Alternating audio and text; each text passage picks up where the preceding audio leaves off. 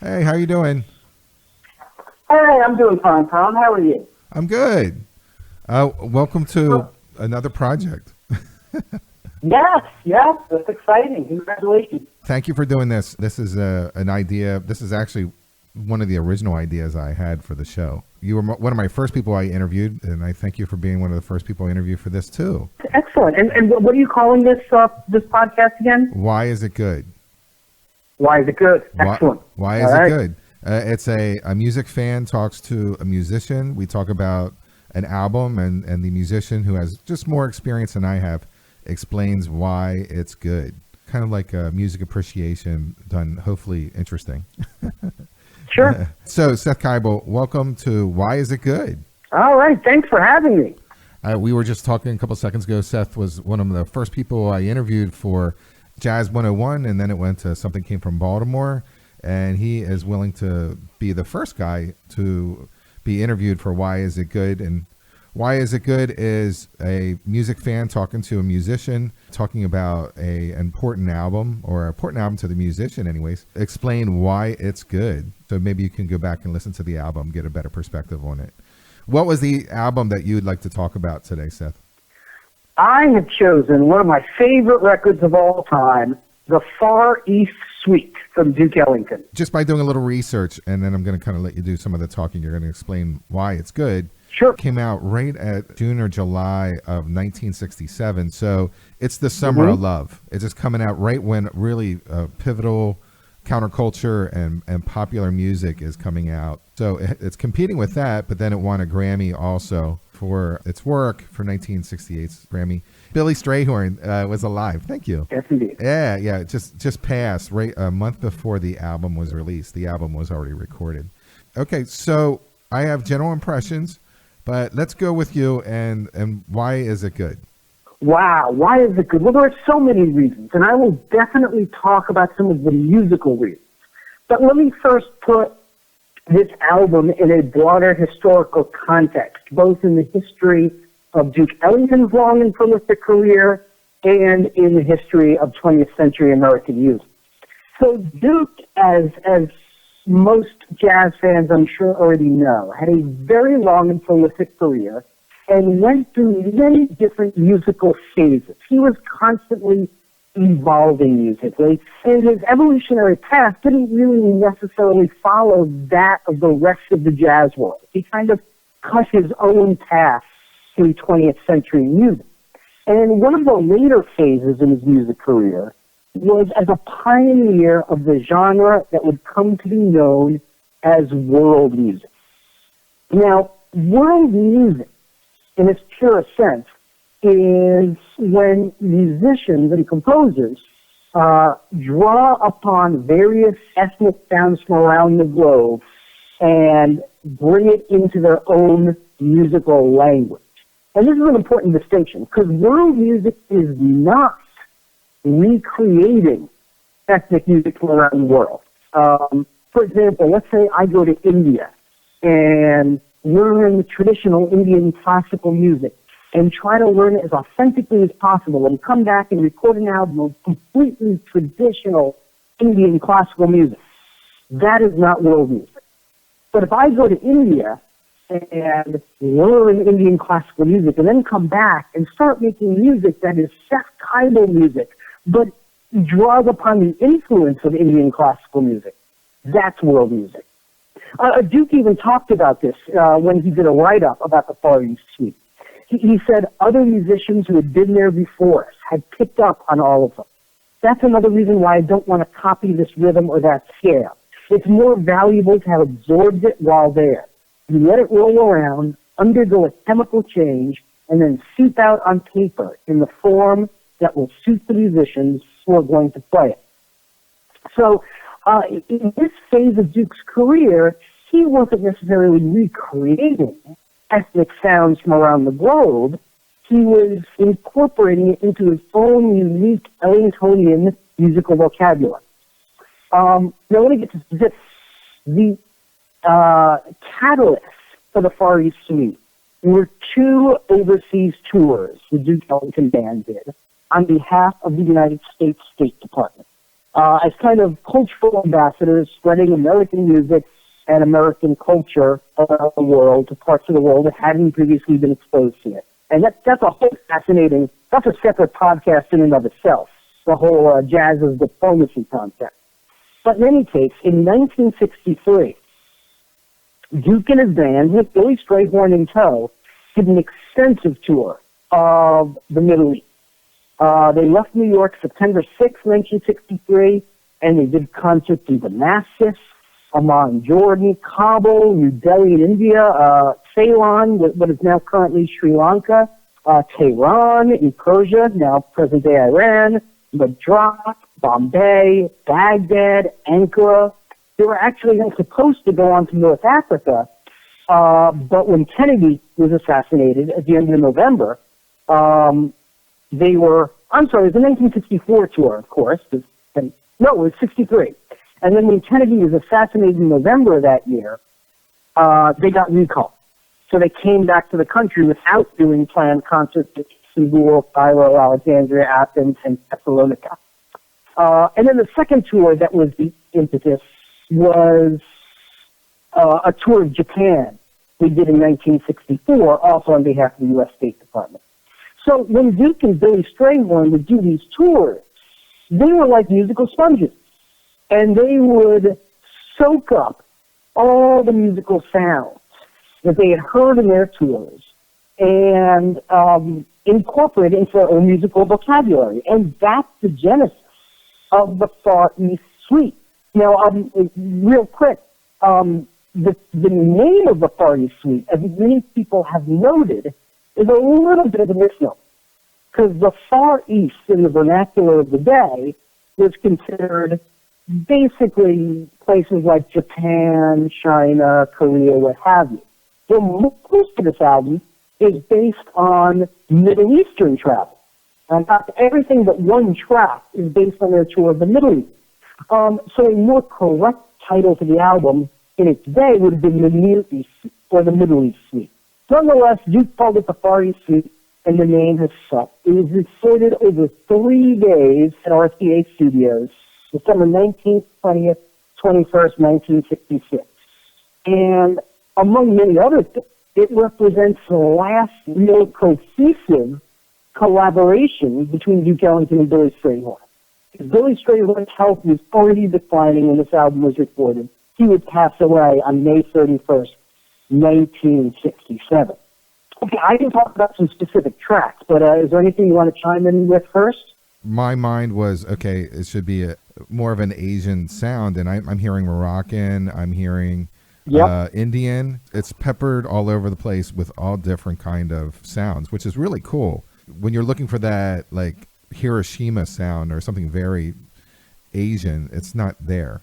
So it's interesting. Yeah, the fact is, there's only one track that's really inspired by Asian music, and that's the final selection, which is one of my favorites, Ad Lib on Nippon. But the rest of it is definitely more Middle East. You know, of course, since it's Duke and Billy Strayhorn, you really have a synthesis of 3 big categories of music that are thrown into the musical blender of this album. You have the Middle Eastern music, obviously. You have American jazz, and then you have classical music. I mean, Duke and Billy Strayhorn were both huge classical music aficionados. Billy Strayhorn was a bona fide classical pianist. And they were both huge fans of classical music, especially the French impressionists, people like Maurice Ravel and Camille Saint-Saëns and Debussy. And you hear a lot of those sounds in this album as well. My notes was that I feel that there's a amazing drum and bass on this whole album. Oh, yeah. Rufus Jones for the drums and the double bass is John Lamb. Both of them really drive this whole album. I felt that, you know, James Bond had a big influence in the 60s, just the theme. And there's a couple songs in here that feel like it has a James Bond kind of influence. It's very similar to the James Bond themes. Yeah, that's interesting. That's interesting. Yeah, I think some of that is true. I mean, talk about like Rufus Jones. You know, he is the drummer. He stands out on the whole album. But one really notable track for him, and I think noteworthy in the Ellington catalog, is Blue Pepper, Far East of the Blues. It's basically one of the few examples of Duke and his band playing rock and roll. I mean, if you listen to the rhythm section, particularly to Rufus Jones, who incidentally had gigged with James Brown, they sound like a rock and roll rhythm section on that track. Yeah, it's super funky. And if you listen to just the two of them play, you could pull out the bass and drums on that track and just have that be the song, and it would still be worth the price of admission. Yeah, I agree. Yeah, I think that if I would name the whole, I think Austin Powers would love to use this as their theme song. It is a swinging 60s, awesome drum and bass rock and roll song. It's unheard of, I think, for a Duke Ellington band. Yeah, it's definitely unusual. And that track, so since we're talking specifics, that track, Blue Pepper, Far East of the Blues, is one of my favorites. Because you have a couple of really key ingredients in that. Obviously, you have some Middle Eastern scales and modes. He's not using just major and minor. Duke and Billy are combining sounds in different ways, using scales that if Bach had heard, he would have peeled over on his organ bench. Then you've got that rock and roll rhythm section of Rufus Jones on drums and John Lamb. Then on top of it, you have a uncharacteristically bluesy and raucous saxophone solo from Johnny Hodges. I mean, Johnny Hodges is more commonly known as a sweet player and a gorgeous salad player, like he did earlier in the album on Isfahan. But on this one, he's got a really kind of raucous, kind of squonky sax solo, and then of course at the end you've got these trumpet pyrotechnics, these screechy blasphemo high from William Cat Anderson, who some people in the jazz world may talk about Maynard Ferguson and his high notes. Man, Maynard Ferguson didn't play any notes that Cat Anderson hadn't played first, and this track is a good example of that. Yeah, that's one of my favorite songs too. I was listening to this today, and I just wrote a note. You're the musician, so I feel good if I notice stuff. So when we look at Mount Harissa, sounds to me that they're doing variation of the Sidewinder, and then about 2:55 they go into the Girl from Ipanema, and then the drums turn into like a bossa nova set, and then Duke goes in and does a solo around 5:52, and it's back to the Sidewinder again. The Sidewinder is not credited. Girl from Ipanema is not credited either. Do you feel like I'm making this up, or do you feel that that's in there? Yeah, no, I don't think you're making it up. I mean, I don't think it's a direct, crib per se, but Mount Harissa, and maybe more common ancestry than a direct relation, but Mount Harissa definitely does have a basic kind of bossa type feel. In fact, I often play that song. Some of my small groups, I recorded it with my puzzle band years ago, because you can pretty much play it as a straight bossa. And of course, some of the other characteristics of that song is you've got Duke featured on piano, which doesn't happen that often in his catalog, because it's on piano, because his real instrument was the band. When his band was playing, it was like he was playing. But it does feature some great Ellington piano playing, and of course he was a great pianist. And then there's a long Paul Gonsalves tenor sax solo. And of course, Paul Gonsalves is well known for his long tenor saxophone solos. This is yet another good example of it. So it's also a really fun track. I can see why you would like this ad-lib on Nippon. Yeah, ad-lib on Nippon. That is, at least, I don't know if that's how it's correctly pronounced, but that's how I call it. But there's a great clarinet solo at the end that I totally know that you probably have studied multiple times. Yeah. So let me actually, I'm glad you brought that up, because ad-lib on Nippon is far and away my favorite track on this record. Now, as I mentioned earlier, it's a little bit of an outlier, because every other track on this album was inspired by the Middle Eastern tour of 1963. But this one track is inspired of 1964. So it's a little bit like the rest of the record. But it's got a couple of real standouts. First of all, in a general sense, some of the Middle Eastern sounds, even though this is supposedly, written about a Japanese tour, you can tell that Middle Eastern vocabulary is still in there. And then the classical, and I'll get to more specifics about that as well, but you can definitely hear a lot of the classical music influence, particularly the French Impressionists that I referred to earlier, come through in this track. Now, There's two standout parts of this track, and both are just incredible. The first one is this features one of my favorite Duke Ellington piano solos of all time. Like I said earlier, Duke didn't often feature himself in the band because he didn't have to. Like I said, his way of expressing himself was through his band. His band was his instrument. Nonetheless, on this track, he has a long, extended piano solo, and it's just exquisite. It's gorgeous, and it brings together all those disparate musical elements that I talked about. His piano solo on this track is a perfect summary of the entire record, and I can't listen to it without getting goosebumps. It's just so beautiful, it's so tasteful, and it's so uniquely Ellingtonian. You know, just as an aside, jazz fans always know piano's a little tough because horn players, you can identify them by the sound of their instrument. You know, John Coltrane plays one note, and you know it's John Coltrane, just from the sound of the instrument. Miles Davis plays one note. You know it's Miles Davis. But piano's harder because they're always playing different pianos. They don't have a single instrument they play. And sometimes it can be harder to identify a particular pianist until you hear, you know, a longer sequence or a longer phrase or solo. But Duke is one of those pianists, and I swear to God, he can play one note on piano, and you know it's him. I don't know how, but he's just got his own unique voice on the piano. And this solo is a great example of it. But after Duke's piano solo, as if it couldn't get any better, you have this unbelievable solo from Jimmy Hamilton. And I got to talk about this a bit, because you know clarinet is my main primary instrument. And Jimmy Hamilton is, without question, one of my clarinet heroes. And he's one of the stars of this album. He's featured on several tracks. But on this track, Ad Lib on Nippon, he seals the show. Now, you know, jazz history is filled with quite a few examples of black jazz musicians who may very well have gone into other genres of music, particularly classical music, had it been a realistic option for them. Billy Strayhorn is the most famous example, actually. I mean, he studied classical piano at the Pittsburgh Musical Institute. He wanted to become a classical pianist, and he was told repeatedly by his professors, well-meaning professors, you are incredibly talented, but there's no future for a black man in classical music. Why don't you play jazz? You play jazz, you can work.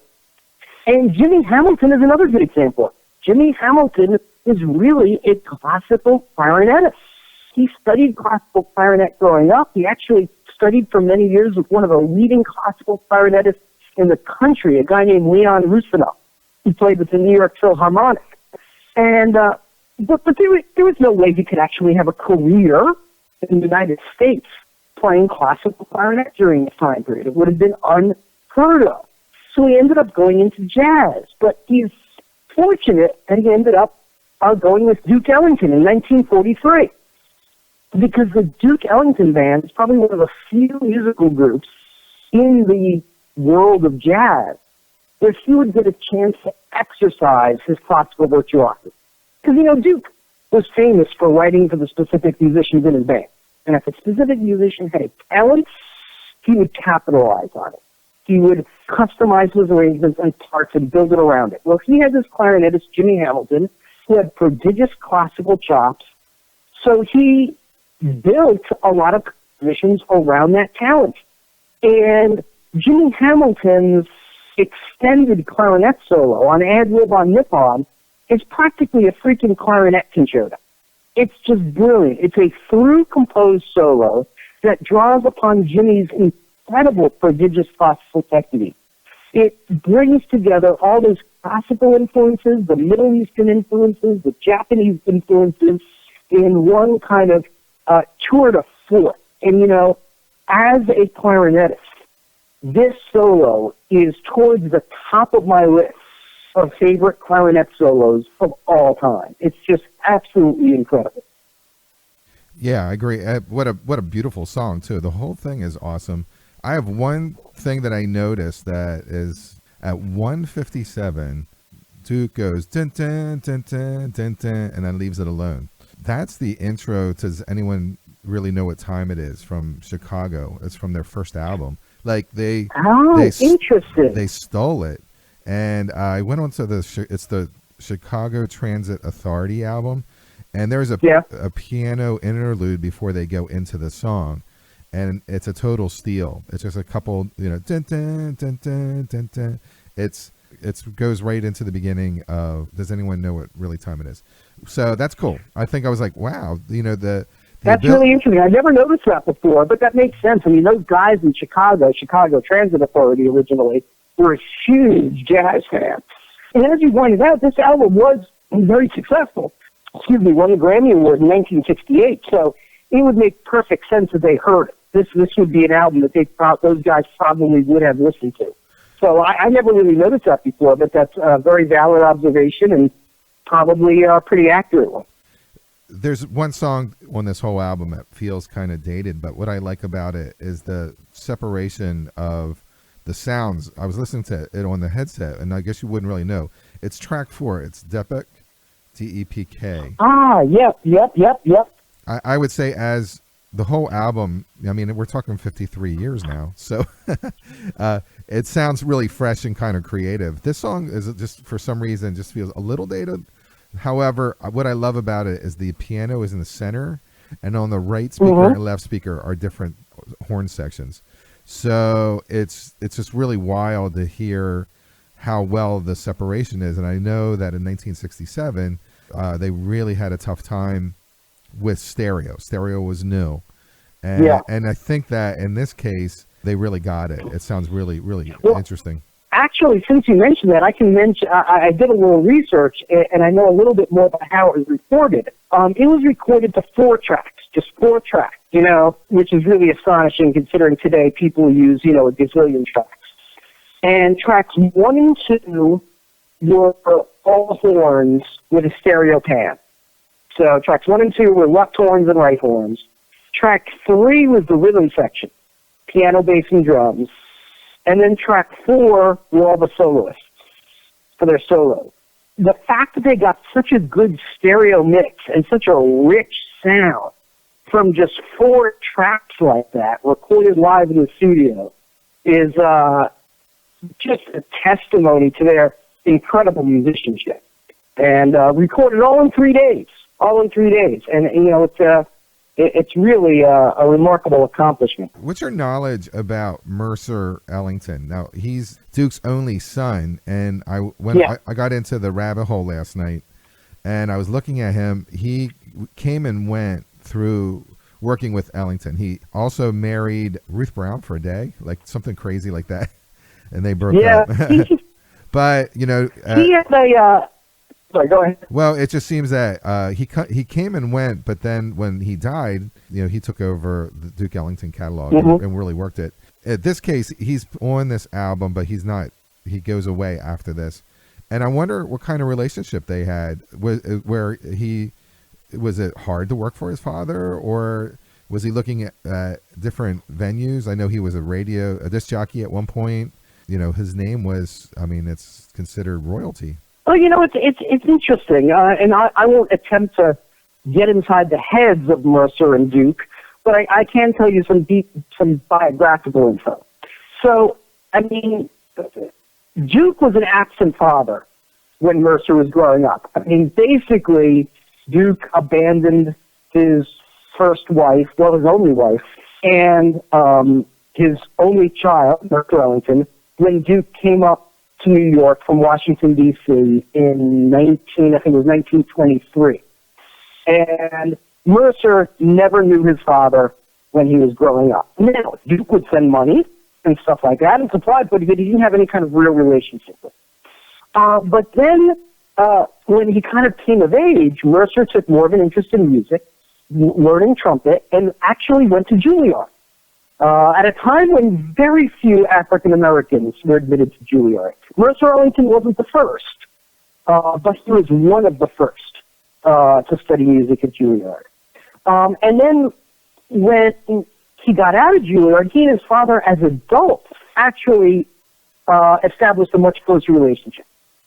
and supposedly got along quite well and reconnected, and he would frequently play in Duke's band, and then he would go off and do his own thing for a while, and then he'd come back and rejoin his father's band, then he'd go off and do his own thing for a while. But supposedly the relationship between the two of them as adults was quite amicable, as far as we know.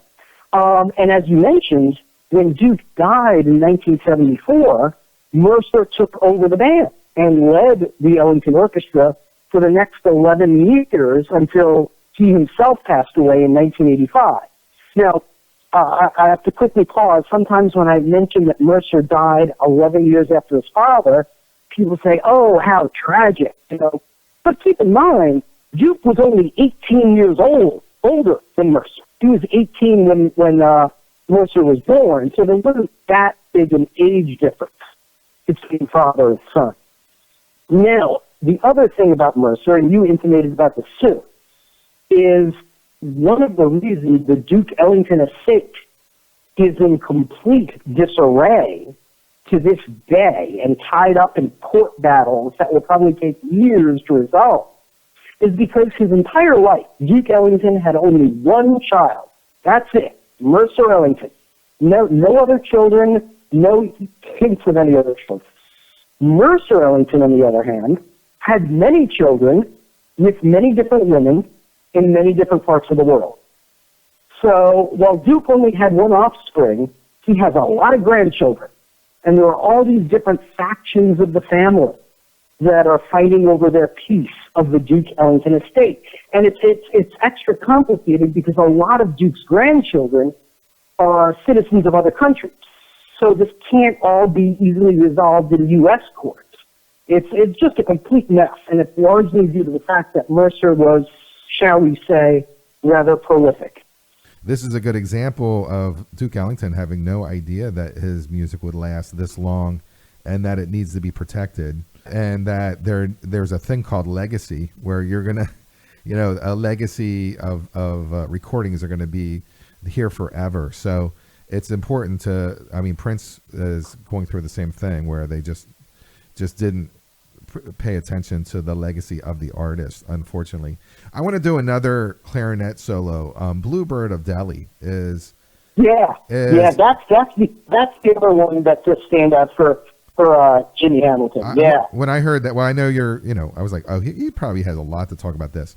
I wrote down Snake Charmer. It feels like it's very kind of like a little Moroccan-y to the whole song. And I said that it has a little, at 2:20, I said, oh, here's like a James Bond theme that they have in here. But I want you to talk about the clarinet solo. I think it's pretty awesome.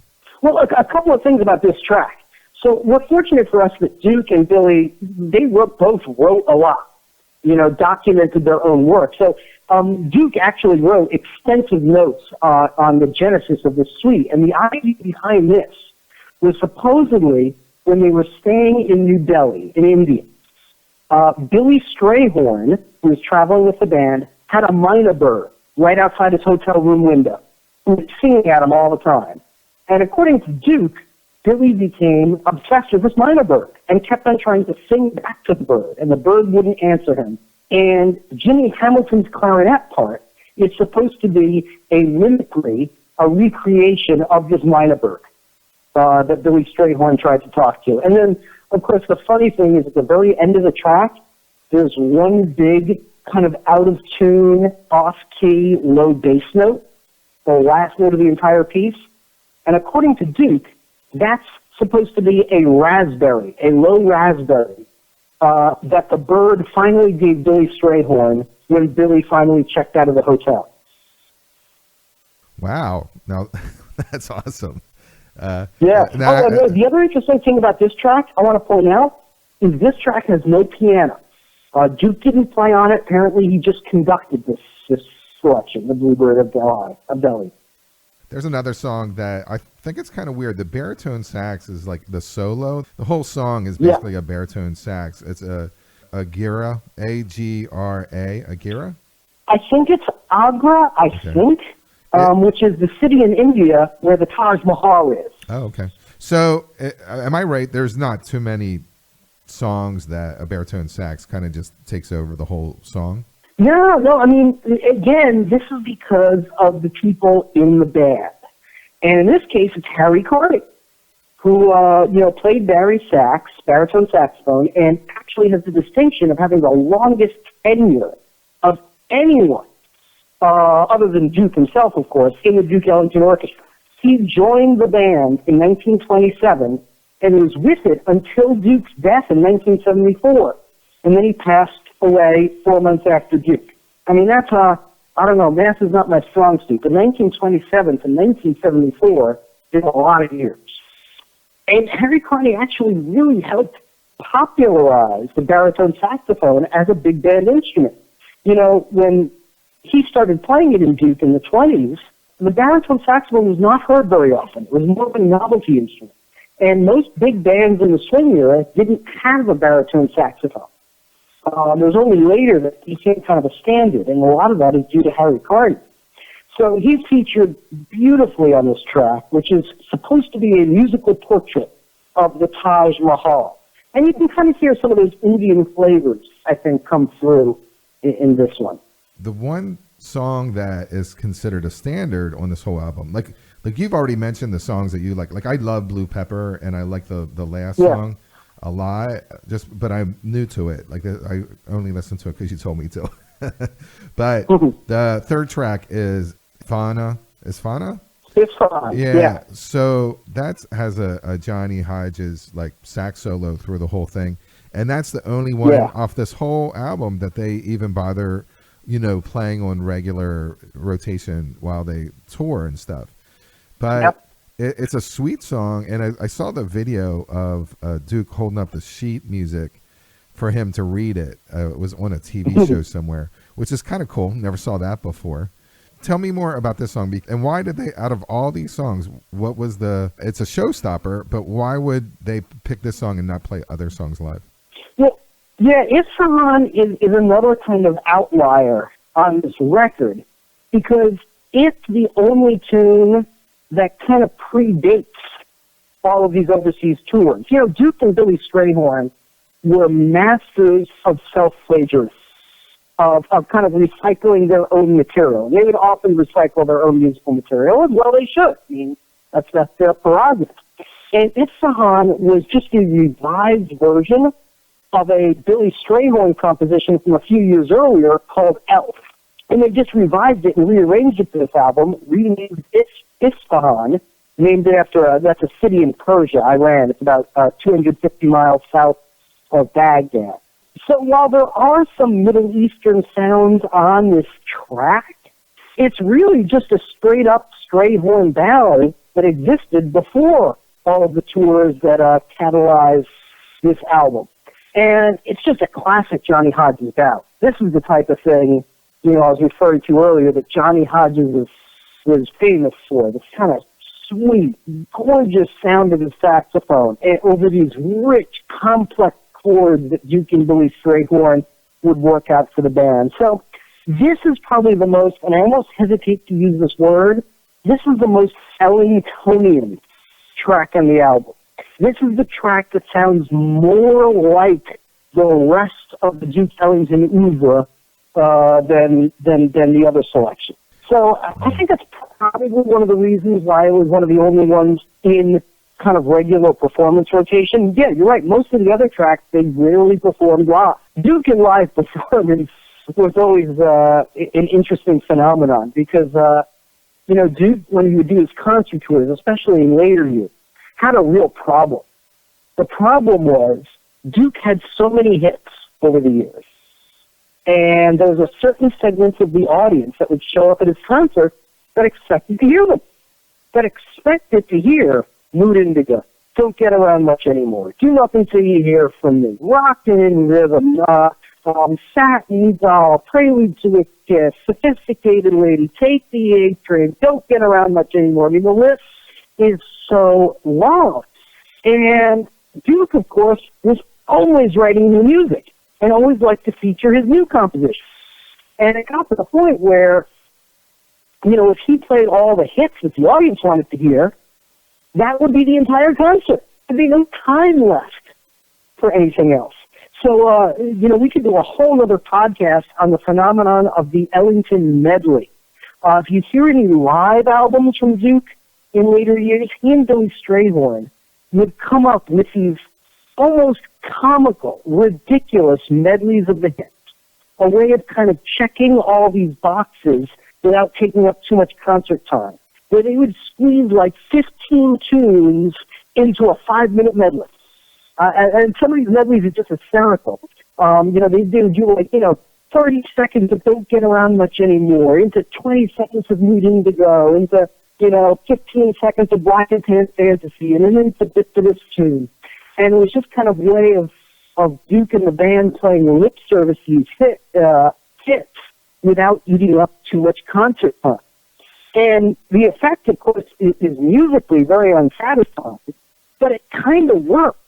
Because you listen to these medleys in live performance, and you hear they start playing Cat and Doll, and within a few seconds the audience goes, yay! Because they recognize Cat and Doll. And then the band segues into, another to Take the A Train, and you hear the audience go, yay! Because they recognize Take the A Train. It's quite funny. But Duke was always more interested in performing whatever he was working on at the moment. So, things that weren't his hits from the past, he wasn't that interested in revisiting. So, these songs were not staples of his live performance. He was 67 at this point, and I would say this is like considered mid Duke at this point. So I think he was declining on original material towards the end, right? Well, he was writing up until the end. His next big phase, which would start not long after this, is his music phase, which is kind of his final big compositional flurry of activity with his sacred services. The top song, we'll finish this off as a Tourist Point of View, where it has a great sax solo, great drum and bass, and it just is a hit kind of song. What's your info on that? What's your thoughts on that song, and do you have any background on it? Well, it's kind of almost an overture for the entire album. It sets the tone of the album. I mean, just the title itself kind of summarizes how Duke Ellington and Billy Strayhorn were musical tourists. They would go to these different parts of the world, and their job was to spread American music, but they're busy soaking up the local sounds, like any big musician would do. And musically, there are two stars of this track, of Tourist Point of View. As you mentioned, obviously, Paul Gonsalves on tenor sax, one of Duke's great soloists during this time period. This is kind of a feature for him.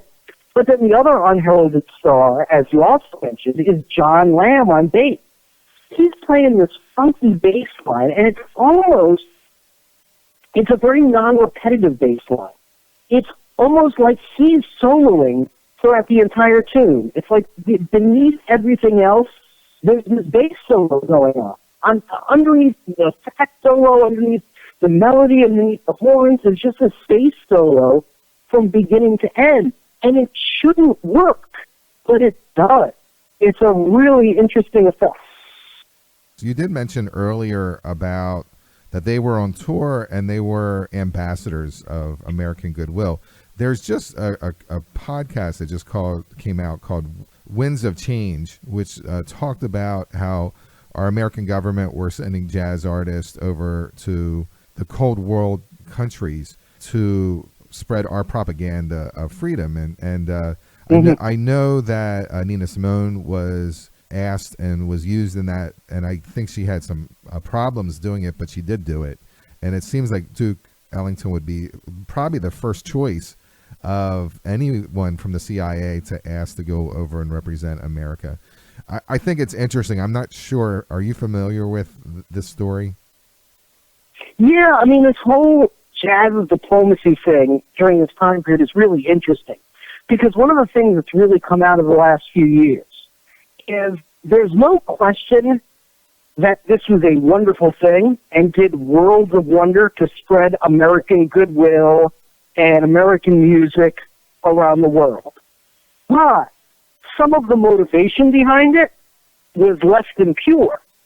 At this point in time, at the height of the Cold War, there was a huge battle for the hearts and minds of the third world, of the developing world, between the United States and the Soviet Union, as both countries wanted to kind of expand their influence in developing countries.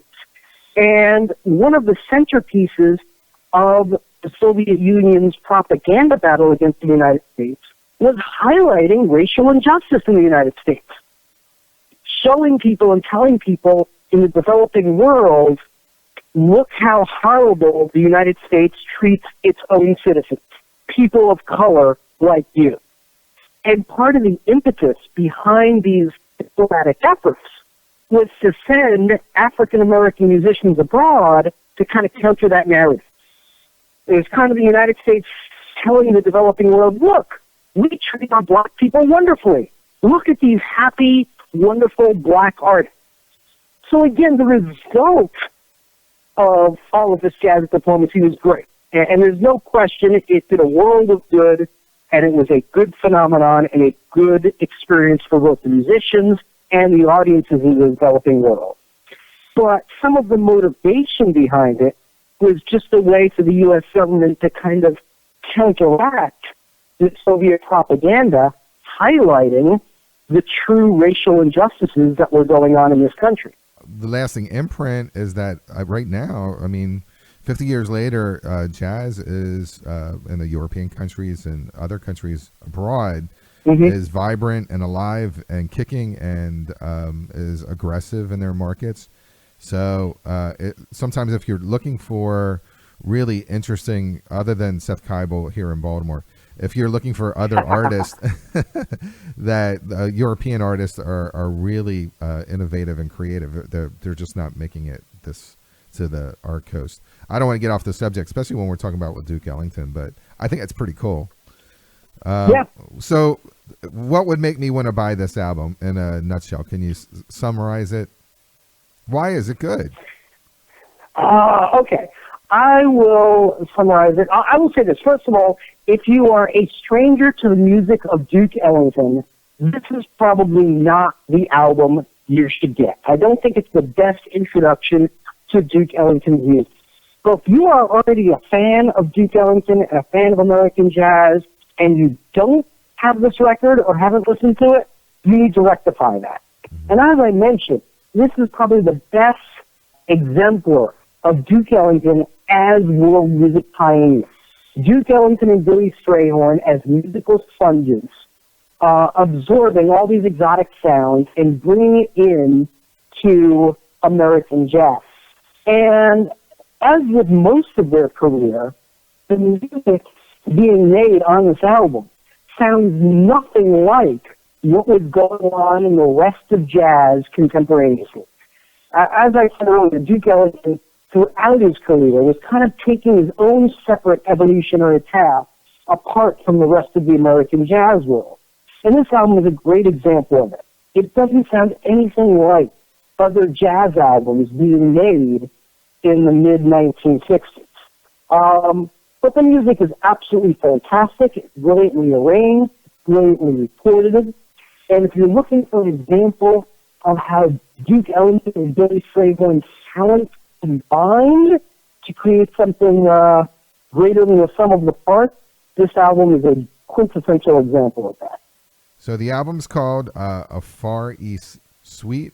It's Duke Ellington. A Far East Suite, yes indeed. And it won for the best instrumental jazz performance for a large group or soloist with a large, I don't know. Large group or soloist with large group. Large group. Best instrumental jazz. I think they shrunk that down. It's not like that anymore. It's on the Bluebird label. It's a division of RCA. They just did a reissue a couple years ago and added about seven more tracks to it, which are just equally interesting. Seth Kibel, thank you very much for talking to me about this album today. Talk about yourself. How can people get a hold of you? Well, let's see. I'm all over the interwebs, so you can go to SethKibel.com, SethKibel, and that has a lot of information. But I'm also on the TwitFace and the Instabook and the Ugram and all those various media sites. One of the nice things about having a slightly unusual name is I'm pretty easy to track down. And there's really only one other Seth Kibel that I know of in the world, and he's like a 22-year-old med student in Toronto. So don't bother him. But other than that, any Seth Kibel you find on the internet is probably going to be me. No one else can do it as well as Seth Kibel. So I'm very grateful that you're here for our premiere. I think you should have your own show. You'd have the knowledge. Well, thanks so much. I appreciate it. Yep. I would listen to you. That's for sure. You got one listener. So there you go. Thank you very much, Seth, for helping me out on this debut show.